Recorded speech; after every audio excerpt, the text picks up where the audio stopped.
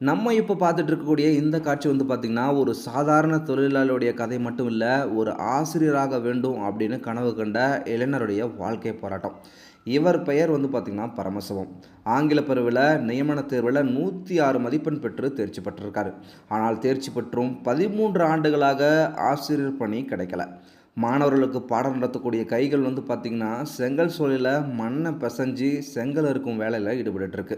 ஒரு ஆசிரியருடைய கனவு, ஒரு குடும்பத்தின் எதிர்பார்ப்பு, பல ஆண்டுகள் படித்த படிப்பு, உழைப்பு இவை அனைத்தும் இன்று இந்த செங்கல் சூளையில வியர்வையாக மாறியிருக்கு. ஒரு ஆசிரியர் அப்படிங்கிறவர் வெறும் வேலைக்காக மட்டும் படிக்கிறதில்ல, ஆயிரக்கணக்கான மாணவருடைய எதிர்காலத்தை உருவாக்கக்கூடிய கனவோட தான் படிக்கிறார். ஆனால் அந்த கனவு நனவாகாமல் போகும்போது தான் வாழ்க்கை அவரை வேறு பாதைக்கு அழைத்து செல்லுது அப்படிங்கிறது நம்மளுக்கு புரிய வருது. பரமசிவம் அவர்கள் செய்திருக்கும் இந்த வேலை எந்த வகையிலும் தாழ்வானதல்ல.